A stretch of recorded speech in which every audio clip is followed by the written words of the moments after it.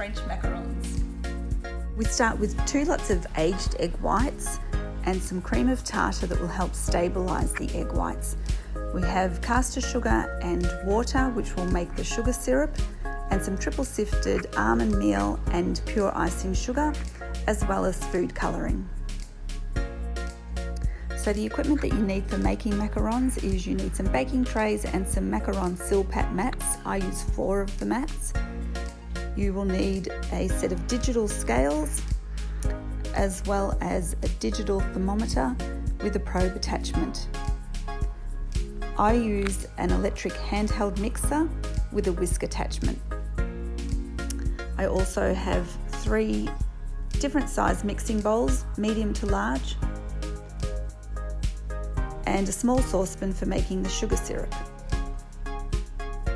We also have 2 rubber spatulas and a dough scraper. I use a tall jug and 2 disposable piping bags with a large round 1A nozzle. Okay, so we start by making the sugar syrup, and we do this by pouring the caster sugar into the saucepan, followed by the water. Give it a bit of a stir with the thermometer, and then bring the temperature of the sugar syrup up to 110 degrees Celsius over a medium heat.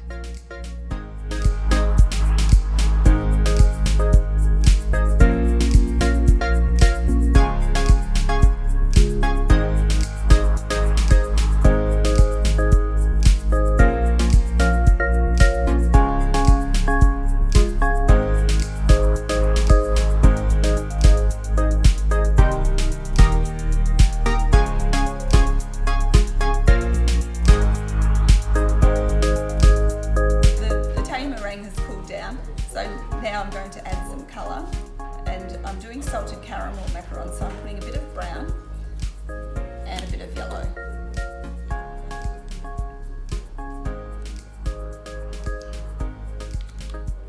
Hello, Harvey.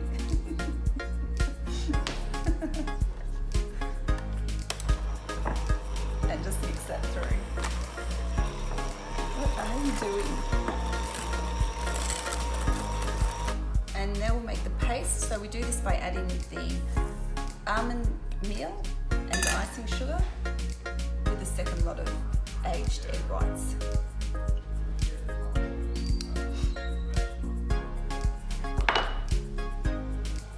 And just mix that through with the spatula.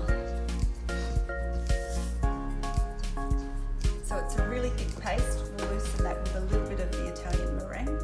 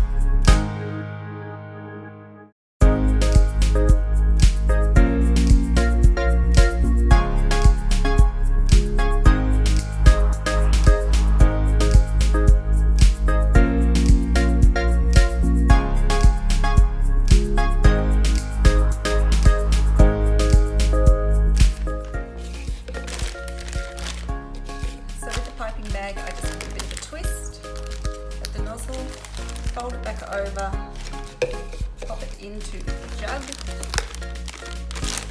and then open up the bag, fold the bag back over the jug.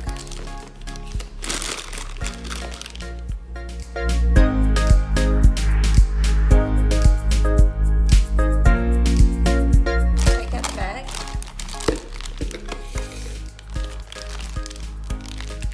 Give it a twist at the end until the batter comes up to the nozzle. And I have this bowl on the side so that when I'm having a rest between piping, I can pop it in there, the nozzle's pointing up and the end is sealed. So I just keep that off to the side. And when I'm piping my shells, I only pipe to the inside of the circle because they will spread. Little squeeze, twist, squeeze, twist, squeeze, twist. So when you squeeze, just release at the end and give it a twist.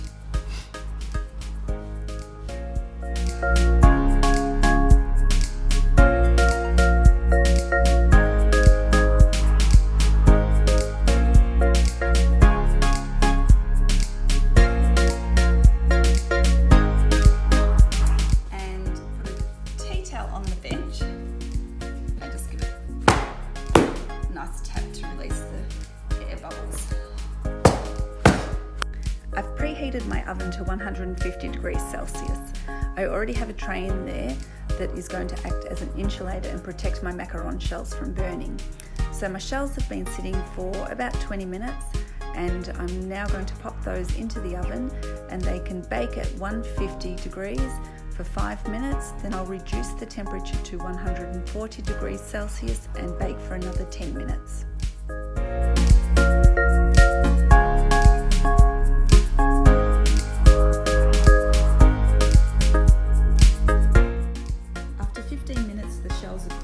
And I'll immediately remove the silpat mat from the baking tray and let them cool on the marble.